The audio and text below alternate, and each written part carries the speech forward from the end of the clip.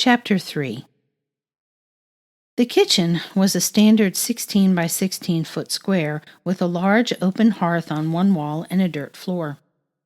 Garrett climbed a narrow set of stairs on the opposite wall to access an attic room that reminded him of a dusty storage shed filled with various types of maintenance gear. Rakes and iron gadgets he hadn't seen before leaned against a far wall. A twin-sized bed was pushed into the far corner. 3 of the walls contained large glass windows. A sizable brick chimney made its way up the 4th wall. Mercy had stolen his breath when she stepped out the back door. If the rings around her eyes were any indicator, Garrett would bet she'd not slept a wink. A fierce need to protect her closed his throat and fisted his hands. If only he'd understood right away, he might have been prevented. He pushed the thought down. He couldn't change what happened, but he'd make sure it didn't happen again. Casting a look around to make sure he was alone, he pulled out his phone. It had no bars and half a battery. He confirmed it was in airplane mode and turned on the camera. If he stood just to the side of the window, he might get a few good shots. No one would possibly believe how Yorktown of the past compared to its future. From his second-story perch, he could see lot after lot of houses with their various outbuildings connected by a lattice of well-traveled dirt paths. Villagers dressed in period costumes moved around like a Christmas scene come to life.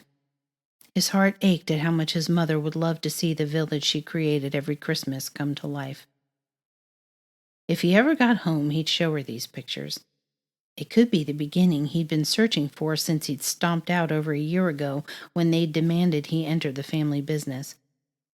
The waterfront teemed with stevedores lifting and hauling cargo. He resisted hanging out the window to capture primo shots. Unfortunately, he couldn't capture the biggest difference: the discontinuous sounds of Yorktown. The ring of the blacksmith's hammer and the shuffle of horses replaced the hum of electronics and automobile motors. Silence filled the spaces between rings, shuffles, and voices calling to one another across the unpaved streets. Garrett plugged in the solar charger and placed the linen rag from the debris in the room over the phone and his earbuds. The gray credit card-looking device sitting in a patch of sun, the only telltale of his technology. How long it had been since he'd worked without the accompaniment of his favorite bands and podcasts. He spent the rest of the morning outside chopping wood, hauling water, and performing various other jobs that reminded his arms and legs that he'd slacked off in the last couple of years of graduate school. Mercy spent a few minutes in the kitchen before heading back to the house. A few minutes later, she came out of the house carrying an armload of cleaning supplies, headed toward the kitchen.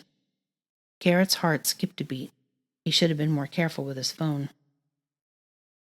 It would be beyond rude to jump in front of her to beat her to his room. He followed her up the narrow stairs. She headed straight to the bed. "What can I do to help?" Garrett scooted to step in between her and his ill-hidden phone. He slipped the device and charger into his hand and shuffled the dirty linen cloth around the mattress. "You can help me get this mattress down for a good beating." He dropped on the ledge of the windowsill and put his phone in his pocket. The mattress collapsed like a stiff quilt in his arms. Swirls of dust choked him and Mercy. "How old is this thing?" "Not very. My mother and father made it for our cook Nancy, maybe 4 years ago. It'll have to do until I can get fresh straw." "What happened to her? Nancy, I mean." "Keeping her here to cook for one didn't make much sense to me. She works for someone else now. I managed quite well for myself." Garrett followed Mercy down the narrow stairs into the large yard. "Lay it on the fence and beat it with this." She handed him a large tennis racket-looking thing made of willow. His first smack of the tick set them both coughing again. "Right, I will sweep." It took an hour of beating before Garrett was satisfied that he'd cleaned out the dust and anything else that might be living in the mattress. He carried it back upstairs to find Mercy cleaning the windows. She'd created a small pile of rubbish next to the door, but now the room was clean and orderly. When she showed him how to tighten the bed ropes, he caught a whiff of bayberry. It was all he could do to keep from plunging his nose into the mop of chestnut curls in front of him. "You smell good." Mercy stiffened. "Ye do not." He jumped back out of the sphere of her nose. Mercy stretched both hands across her back. Was she injured? "I'm sorry." A little twinkle may have appeared in her eyes. It left as quickly as it came. "Did you just tease me?" "Maybe a little, but truly you smell like boots after harvest. We shall have to provide a bath for you." She regarded him from hair to toes. "And we must do something about your clothes." "What's wrong with my clothes?" "Nothing, if you wish to dress like an ill-fitted orphan. You'll stick out among us, and I gathered you had no wish to do that." He gave her a grin. "Sounds like work." "Are you ready for the midday meal?" "Yes, ma'am." Once downstairs, Mercy stopped in the kitchen. Garrett carried the rubbish outside. Mercy placed a loaded basket in the grass near the back door. She spread an old quilt and beckoned Garrett to join her. Once the plates were full and thanks given, Garrett took a large bite of ham. "Do you ride, Mr. Taylor?" "Do I know how to ride a horse?" "Yes." "No." "How do people get around in the future if you have no horses?" A snuffle sounded from the fence. No doubt her horse Lucy found the notion absurd. "We have them, but people ride them for recreation or sport. Mostly they're a pastime." "A what?" "Pastime. Something people do to pass the time for fun." She obviously didn't get it. "Most people drive cars." "Cars?" "Horseless carriages." Her face still a blank. "I'll have to show you a picture." He hoped he still had a meme video on his phone. "Perhaps tonight you can draw a picture and explain what car means." "I might be able to do better than that." "Here we still use horses, so I'll have to teach you. It will make deliveries much easier for you." "What kind of deliveries?" "I am a seamstress. I often deliver finished items to my customers. It is why—" She turned her head away as abruptly as she stopped talking. "You were making a delivery the night you were attacked?" Crimson lit her cheeks.